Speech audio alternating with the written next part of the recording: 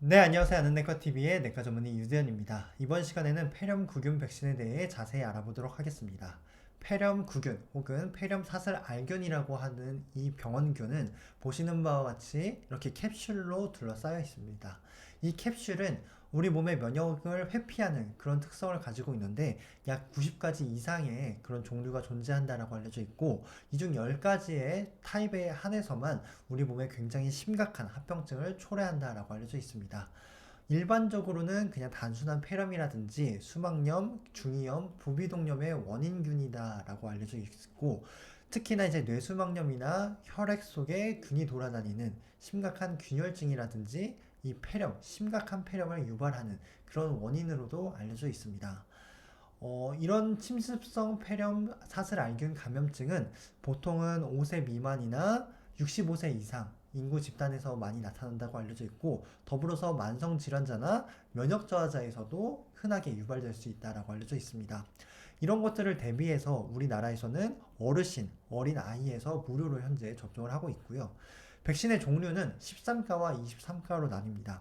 13가는 프리베나, 23가는 뉴모 23, 프리디악스 23으로 많이들 알고 계실 텐데, 이게 어떤 차이가 있는지 한번 살펴보도록 하겠습니다.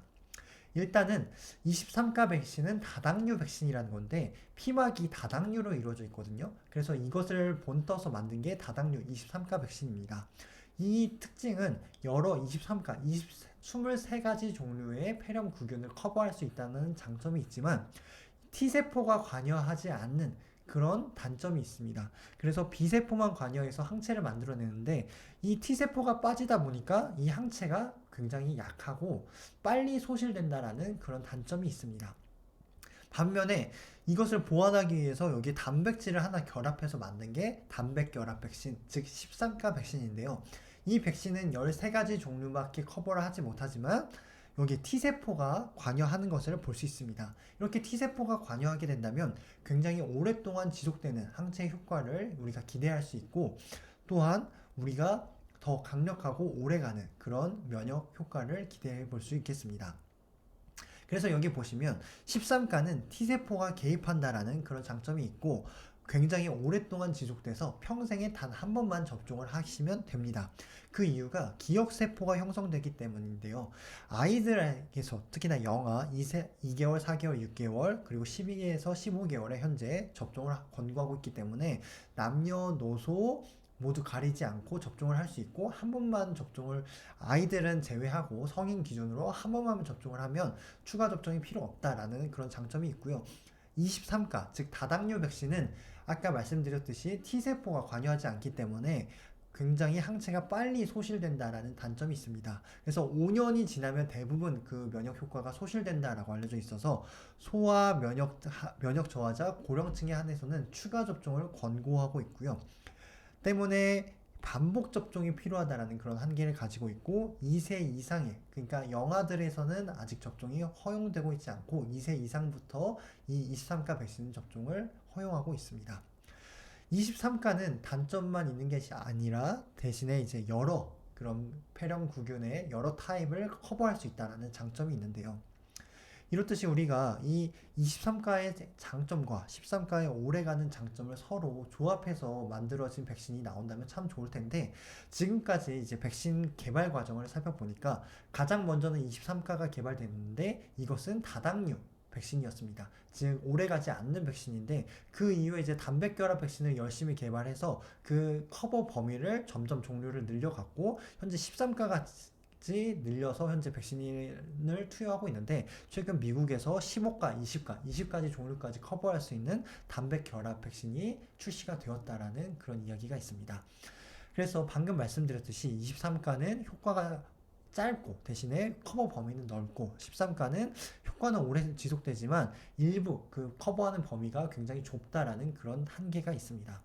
그래서 이런 것들을 보완하기 위해서 연구자들이 이제 고심한 끝에 23가 백신을 투여한 사람한테서 이 7가 단백 결합 백신을 투여하고, 단백 결합 백신을 먼저 맞은 사람한테서 23가 백신을 투여를 해보니까 이 단백 결합을 먼저 투여하고 이후에 다당류 백신을 투여하니까 그 효과가 굉장히 좋아지더라. 높고 그 커버 범위도 오래 갈 수 있다라는 그 서로의 장점을 얻을 수 있다라는 그런 결과를 발견할 수 있었습니다.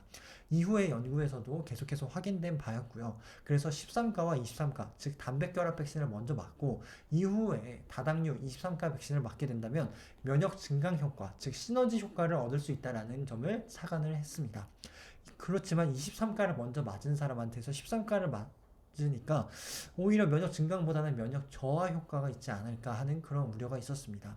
그래서 연구 결과를 보니까 65세 이상에서 이 13가만 투여했을 경우에서는 그 효과가 66%밖에 되지 않았지만 13가를 맞고 23가를 투여를 해보니까 그 효과가 80%까지 올라갔다라는 그런 보고가 있어서 미국에서는 2014년부터 이제는 65세 이상에서 13가를 먼저 맞고 23가를 이렇게 순차적으로 모든 사람이 65세 이상 성인이 맞을 것을 권고를 한 바가 있었습니다.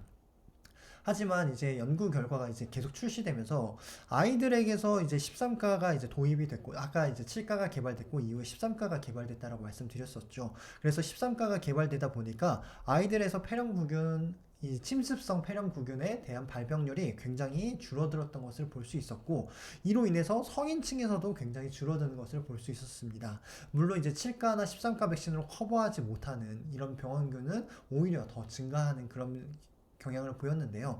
여하튼지 간에 우리가 소아에서 이 접종을 함으로써 성인에게도 어떤 집단 면역의 효과를 얻게 됐는데 굳이 성인들에게서 이 13가 백신을 접종을 해야 될까라는 그런 회의감이 등장하기 시작했습니다. 그로 인해서 2019년부터는 이제 미국에서 모든 65세 이상에서 13가, 23가 순차 접종을 폐지를 했고요. 23가만 접종을 권고했고 13가, 23가는 환자와 의사의 상의를 통한 그런 서로 shared decision이라고 명명이 되어 있는데 의논하고 나서 이렇게 투여할 것을 권고하고 있었습니다. 그만큼 13가, 23가의 그 위치가 조금 더 소폭 감소하였다. 하향 조정됐다라고 말씀드릴 수 있겠습니다. 그래서 현재 질병관리청에서는 이러한 흐름에 비추어 봤을 때 23가 백신 같은 경우에서는 65세 미만에서는 위험군에 한해서 접종을 권고하고 있고 65세 이상에서는 현재 무료로 23가 백신 접종을 투여할 것을 권고하고 있었습니다. 13가 같은 경우에서는 최근에 미국의 그런 배경을 조금 영향을 받아서 그런지 면역저하자, 무비증, 뇌척수액 이런 환자들에 한해서만 1회 접종을 할 것을 권고하고 있었습니다. 질병관리청에서는 그래서 순차 접종에 대해서는 아직까지는 따로 언급을 하지 않고 있고 일단 23가는 무조건 이제 65세 이상이라면 무료 접종을 해주겠지만 13가에 대해서는 특정 인구 집단에 한해서만 접종을 할 것을 권고하고 있었습니다. 감염학회는 어떨까요? 감염학회는 건강한 65세 이상 성인에서는 23가를 한 번 맞든지 13가, 23가 순차 접종을 하도록 권고를 하고 있었습니다. 여기서도 이 순차 접종을 아예 빠뜨리지는 않았어요. 일단은 예시로서 하나의 대안으로서 남겨는 두고 있는데 무조건 맞으라는 것은 아닌 거죠. 그래서 23가 한 번 맞든지 13가, 23가를 맞을 것을 권고하고 있었습니다. 접종 간격에 대해서는 사실 간격이 길수록 부작용도 적고 면역 효과도 우수하다는 것은 제가 이전 코로나 백신 때도 여러 차례 설명드린 바 있습니다. 그렇듯이 일단은 순서 관계없이 1년의 간격을 두고 접종을 23가와 13가 혹은 13가와 23가 사이의 간격을 제시를 하고 있었는데 단 면역 저하자에 한해서는 8주 이상으로 단축시킬 것을 권고하였습니다. 더불어서 뇌척수액 누수라든지 인공화 후 삽입을 하셨던 분들은 뇌수막염에 대한 위험도가 더 증가하기 때문에 이분들은 빨리 면역을 형성해야 됩니다. 13가와 23가를 통해서 빨리 다양한 오래가는 항체, 다양한 범위의 항체를 획득해야 되기 때문에 이분들은 8주 간격으로 좁혔다라고 볼 수 있습니다. 그래서 요약을 해보면 65세 이상 건강한 성인 같은 경우에서는 23가 한 번 맞으셔도 되고 13가 맞고 1년 뒤에 23가를 접종하셔도 됩니다. 만약에 65세의 면역 저하자 같은 경우에서는 13가나 23가를 이제 순차적으로 맞되 8주의 간격으로 좀 더 그 범위를 좁혔다라고 볼 수 있습니다. 그리고 65세 이전에 폐렴 사슬을 앓은 백신을 맞았다라고 했을 경우에서는 13가를 일단은 접종을 하셔야 되고 23가를 8주 간격을 놓고 접종을 해야 되고 만약에 23가를 먼저 맞았다라고 했을 경우에서는 13가를 1년의 간격을 두고 맞아야 됩니다. 이때는 굳이 23가, 13가 간격을 8주로 줄일 필요가 없다라는 거죠. 근데 13가와 23가 이 사이의 간격은 여전히 8주를 지켜주셔야 되고 23가와 23가 사이에서는 65세 이전에 접종을 했다라면 5년의 간격을 두고 추가 접종을 현재 권고하고 있습니다. 이것은 모든 사람이 아니라 면역 저하자에 한해서만 추가 접종을 권고하고 있다는 거 기억을 하시면 되겠고, 그래서 23가는 평생 한 번만 맞으면 되고 이 23가는 개인의 면역 상태에 따라서 반복 접종이 필요할 수 있다라고 알고 계시면 되겠습니다.